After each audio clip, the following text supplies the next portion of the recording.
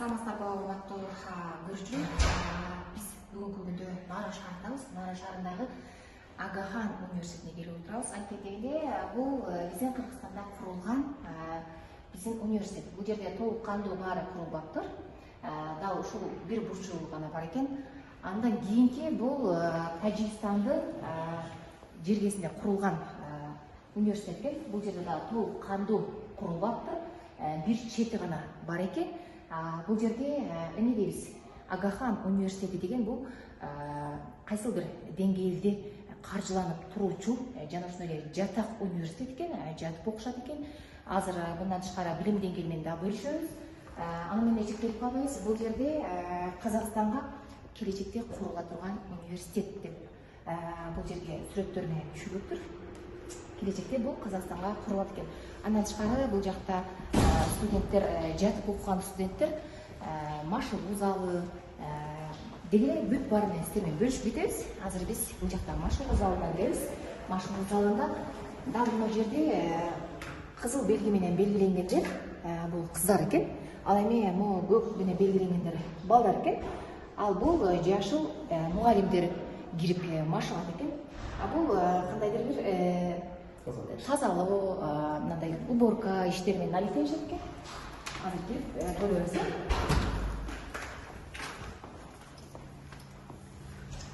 Андан тышкары мына жакта студенттердин машыгуу залы деп аталат экен. Бул машыгуу залында өзүңүздөр көрүп тургандай талапка жооп берерлик, бүт баары камтылган. Бул жерде өзүңөр ким каалоочулар келип бул жерге заявление таштап арыздын негизинде мен ушул жерге окугум келет деп таштап кетсеңиздер, бул жактан экзамен болот экен. Экзаменден өткөндөн кийин дал ушул университетке келип окусаңыздар болот. Дал эле көрүп тургандай, бул жактан машыгуу залынан чыккандан кийин ал эми бул жакта балдардын чечинүүчү бөлмөсү, анын эле маңдайында дал эле параллель турган кыздардын чечинүүчү бөлмөсү. Мындан тышкары дагы азыр толук кандуу сиздерге бул университеттин ичиндеги шарттары менен сиздер менен бөлүшөт. 96-жылы эле башталган. Ошол комиссия түзүлгөн экен, андан кийин кол коюшкан экен. Анан могу мектепте да көрсөңүздөр центрда кыска мөөнөттө курстарды окутушат. Бул жерде жана бизнестен баштап тургандай, бул жерде 96-жылы эле келишимдер болуп, дал ушул Агахан университетинин түптөлүп башталгандан берки сүрөттөр менен катылыптыр. Ар бир жерде сүрөтү менен негизделип турат. Бул быйыл бул Агахан университетинин күмүш жылы деп белгиленет экен. Азыр биз бул жака дагы ичкериге кирелик, ичкеридеги жаңылыктар менен бөлүшөбүз. Эми мунун өзгөчөлүгү азыр стабильный режимде коюп коюптур. Негизи 7 түз куулуп алмаштырып коет да. Анан бул бир баягы умный дом деп коет го, акылдуу үй деген бир системанын бир бөлүгү. Мунун өзгөчөлүгү жакшы бир фото зона. Бияка экскурсияга келгендер ушул фонго сүрөткө түшүшөт. Анан жакшы сүрөт. Жыгачтын өзү эле бир башкача экен, мындай кандай десем, калың, аябай калың. Андан тышкары могу ичкеридеги өңдөрү ар кандай цветте жанып турат дейт. Бул жердин өзүнчө эле бир тема деп атасак болот экен. Мындай инсаныбыз адам ушул университеттин директору деп аталат экен. Биз аңызча билбегендигибизге байланыштуу сүйлөй албадык. Ал бул жерде кандай дейбиз, гүлдөр менен жабдылыптыр. Өзүңүздөр көрүп тургандай талапка жооп берерлик университет. Мындай толкундануу менен кирип бара жатабыз. Андан алдыга дагы азыр кандай жакшы нерселер менен сиздер менен бөлүшөбүз. Бир сүрөткө түшүп ар кандай үлгүдөгү ошолорду мындай тарыхый сүрөттөр, фото сүрөттөр. Маркумдардын шаары деп. Өзүңүздөр көрүп тургандай, бул жерде биздин Кыргызстаныбыздагы көрүстөндөрдү китеп жасап, китеп кылып чыгарышыптыр. Бул деген эми эстелик катары биринчиден, экинчиден биздин Кыргызстандын кийинки келечектеги муундарга калып кетүүчү китеп деп эсептесек да болот экен. Андан тышкары бул жерде кыргыз күүлөрү деген китеп жарык көрүптүр. Бул университеттин өзүнүн кыргыз күүлөрү деген аталыштагы китеп чыгыптыр. Азыркы күндө жоголуп бара жаткан бул Кошок деген китеп экен, бирок ачып окубадык. Буну менен чектелип калбайбыз. Манастын китептери башка тилге аударылып, англис тилинде чыгыптыр. Аны менен кошумча Эртөштүктүн китеби дал ушул жерде турат. Бунун баары биздин Кыргызстандын китептери окшойт, Кыргызстанга таандык, биздин Кыргызстандын кандай дейбиз эми, Кыргызстандын китептеринин жарып көрүлгөндүгү жана дал ушул жерде бир бурчун ээлеп тургандыгы бизди мындай кубандырат. Аны менен чектелип калбайбыз. Дал ушул жерде карталар, китептер менен жасалгандыктыр. Биздин Манастан сабак берет. Бул жерде биздин Манас Семетей Сейтек мында тарткын эле. Бул канча том болуп калат, аябай чоң го. 4 том экен, могу Семетей 2 томдон турат экен. Бул Саякбай Каралаев атабыздын варианты. Семетей, мына китептин өзү эле китепти оор экен. Семетей Сейтек. Мындай китептерди биз биринчи көргөнгө бизге аябай башкача болуп атат. Китептер жука болот го. Аны менен чектелбейбиз. Бул жакта деген китептерди окуу, китепкана дейбизби, тизилип турган китептер менен көрүшүүгө болот.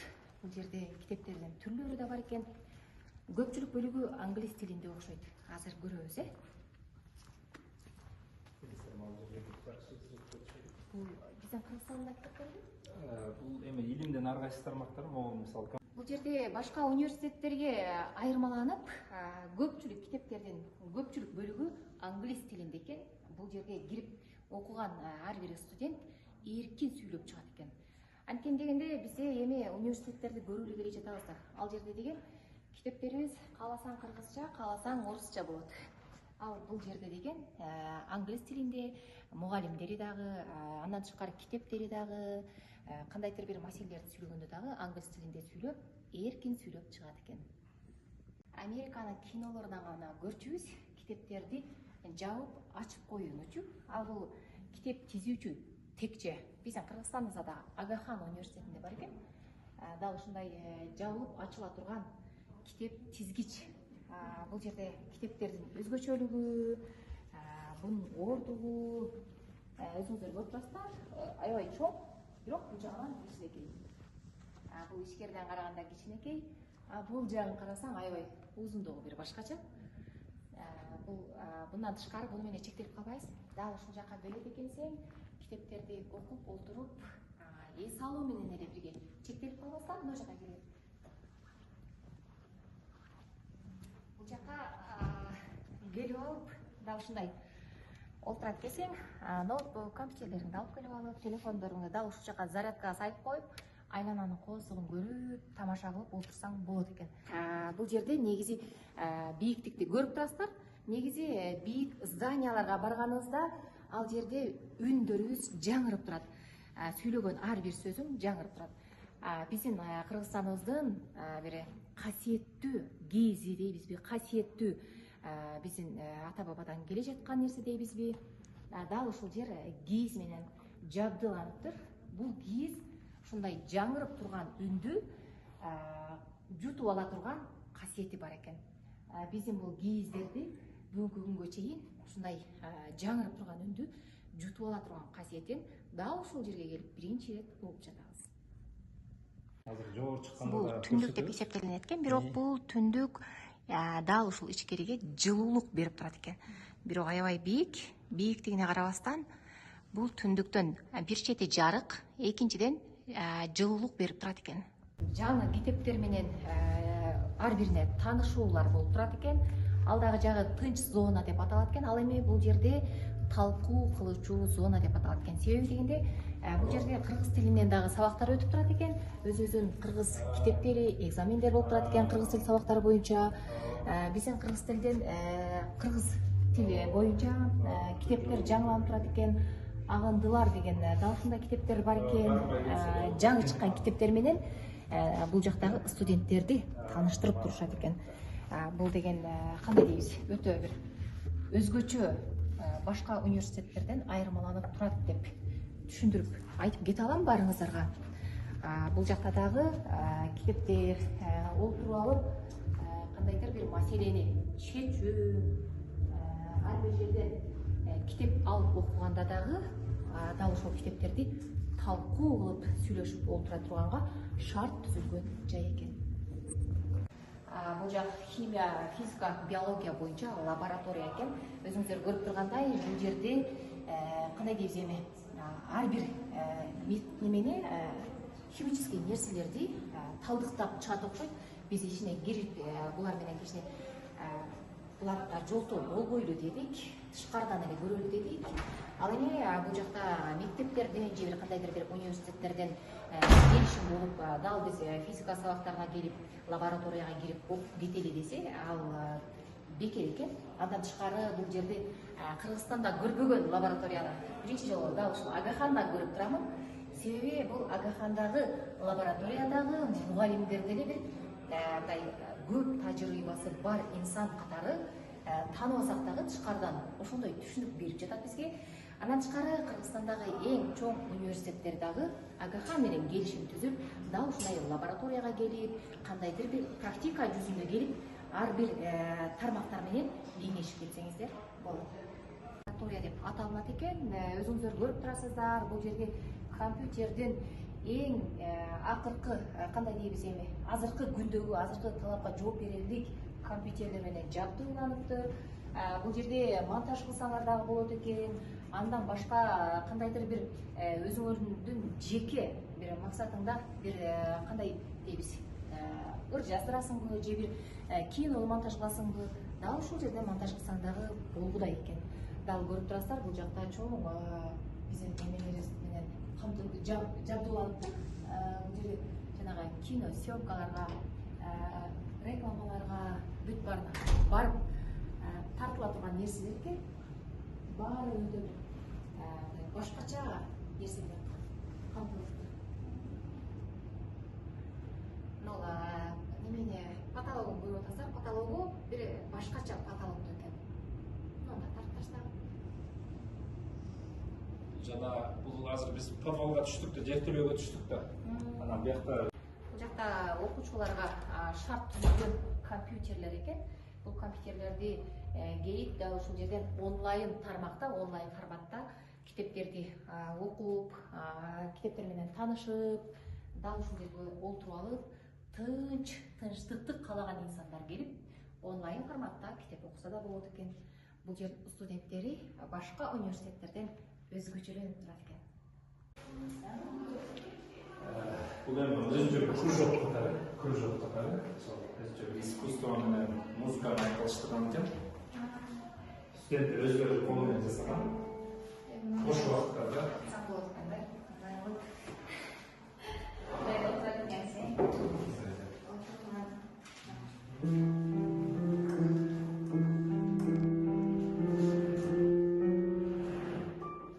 Буларды дагы бул университет тарабынан жабдууланган? университет тарабынан. Сабактан тышкары мезгилде. Бул менен мээни сергитет. Дал ушундай музыкалар окуганда мээни сергитүүчү музыкалар болот, шамдуу музыкалар болот. Музыкалар дагы ар кандай көрүнөт экен. Аябай оор экен. Оор экен бул.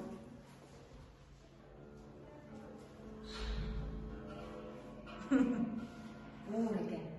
Жанагы базарда сатылып жаткан гитара менен бунун айырмасы бар экен. Базарда сатылып жаткан гитаралар жеңил болот, анан могу кылдары дагы башкача болот. Ал мунуку мындай андан айырмаланып башкача экен. Могорочу. Бул эми да жана барабан сыяктуу. Ударный деп коет эмес, ошол ударный конечно. Ар бир адамдын өзүнүн музыкага болгон жөндөмү бар да. Студенттер өзүнүн жөндөмүн жараша, бир гитара менен. Мен ушундай ойлосом болот экен. Бул жака окуу кыял азыркыдан эле башталып кетибизде. Окууну бүтсөк дагы тапшырыбыз келип. Булар эмне?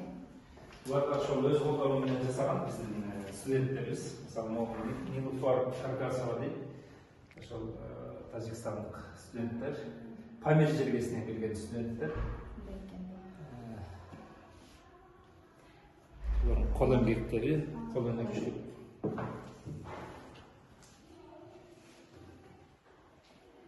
Бул жерде кол эмгек, кол өнөрчүлүк бар, аябай мындай башкача жасалыптыр.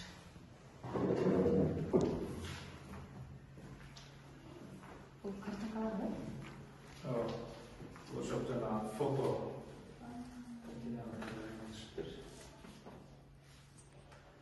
Өзлөрүнүн фантазиясы менен. Бул ар бир картинка ар башка экен. Бул картинканын эки картинканын айырмасы эки башка экен. Ошондо бул жерде студенттер жасайт да буну, студенттердин кол өнөрчүлүгү экен.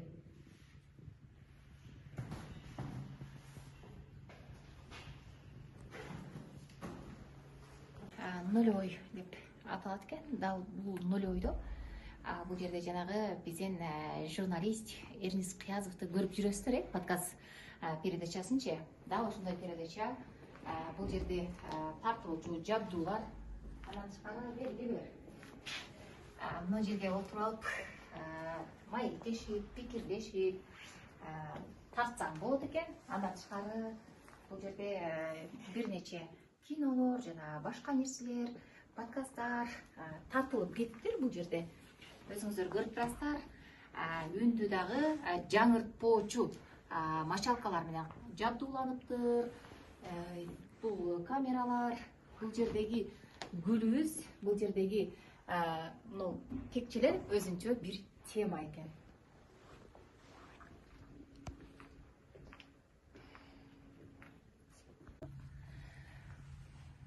Бул жерде үн жаздыруучу неме экен? Студия экен.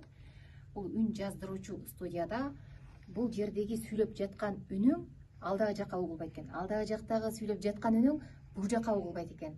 Дал ушул жерге келип, үн жаздырып, ыр жаздырып даярданышат экен. Буну менен чектелип калбайбыз. Азыр алдагы комната менен бул неменин сүйлөп жаткан ар бир сөзүбүздүн үнү жаңырабы, жаңырбайбы, ошону байкасаңыздар болот. Өчүрбөй туруңар. Муну сонун экен, бул жакта сүйлөп атам, азыр көрүп атасыздар, Дал ушул жерге олтуруп алып, бул жерден монтаж кылышат экен. Бул жактан ыр жазат экен. Ырды ырдап жатканда ал жактан ырдын үнү тунук чыгыш үчүн дал бул жака башкача жабдуулар менен жасалыптыр. Бул жерде анын ырдап жаткандыгы боюнча, ал кандай сүйлөп жатат, ошолорун ал бүт материалдарын ушул жерден текшерип турат экен. Аябай бир өзүнчө бир тема башкача экен. Дал ушул жерге кирип, бул чоң өзүңүздөр көрүп тургандай зал экен. Бул залда дагы олтургучтардын дөңгөлөктөр менен экен. Мындай айланып жанагы офисте олтурган столчиктер барбы? Дал ошондой экен. Аны менен эле камтылбайт. Эгерде бир ноутбуктарыңды же бир телефондоруңду заряд кылгың келсе, дал ушундай ачат экенсиң. Ачып, бул жерде зарядтоочу нерселер менен жабдууланыптыр. Бирок бул кайра жабып койсоң, мына кол менен бир болуп калат экен. Мына көрүп турасыздар да, жабып койсоң, бутка чалышпайт. Буну кандай акылдуу инсан ойлоп чыкты дейбиз да. Бул жакта да экраны бар экен. Сабак окуп жаткан учурда. Бул жагында дагы экран бар экен. Каалоочулар алдыңкы бөлүгүн, каалоочулар арткы бөлүгүн карап, сабактарын уланта берет экен. Бул башка университеттерден айырмаланып, өзгөчөлүгү бул экрандар менен жабдууланып калбастан, зарядтоочу ар бир столчиктердин жанында жабдууланыптыр. Офисте олтура турган столдор менен жабдууланыптыр.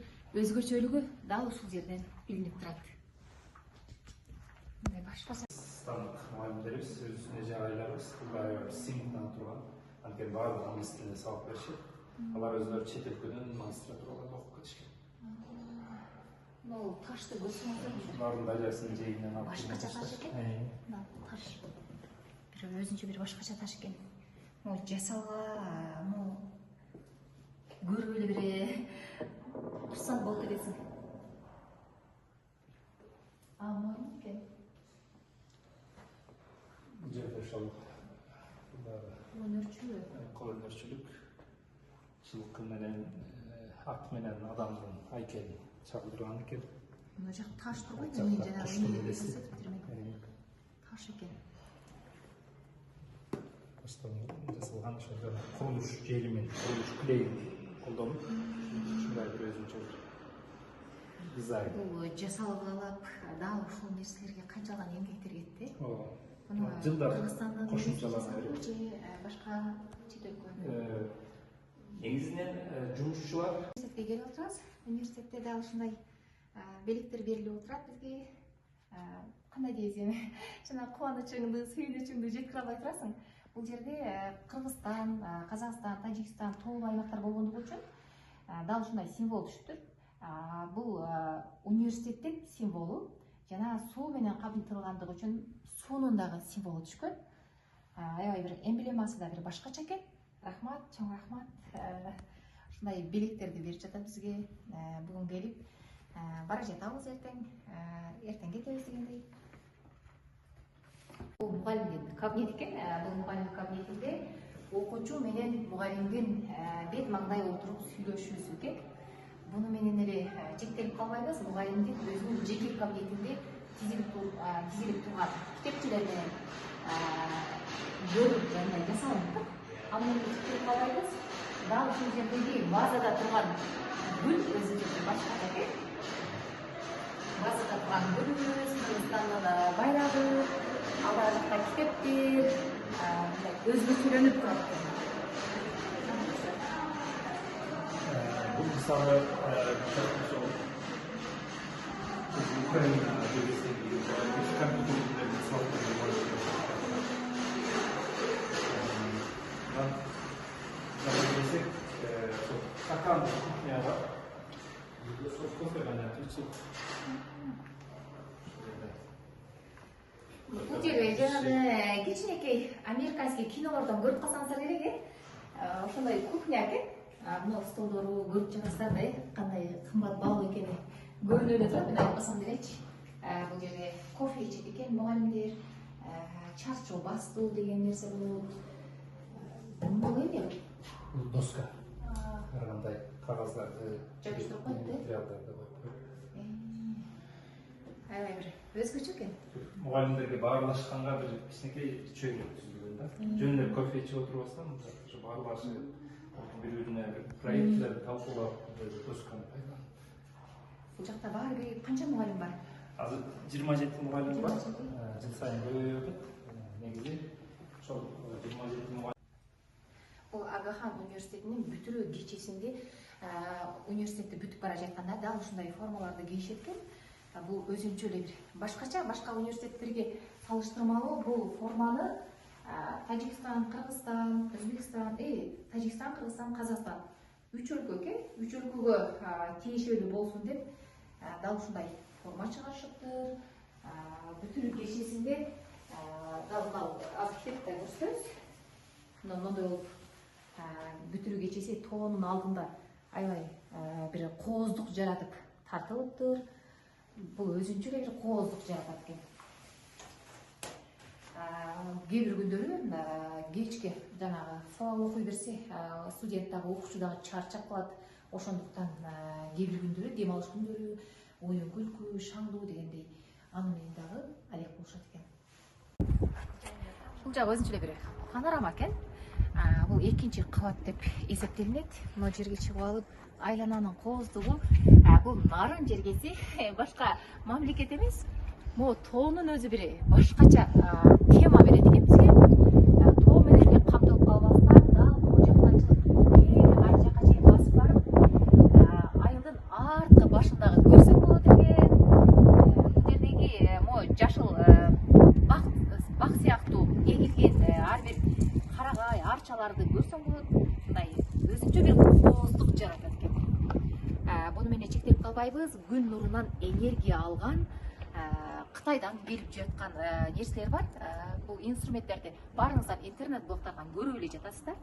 Ал дагы жактагы бул күндүн энергиясынан алынган ток 2 саат, 3 саатка бул Агахан университетине пайдасын тийгизет экен.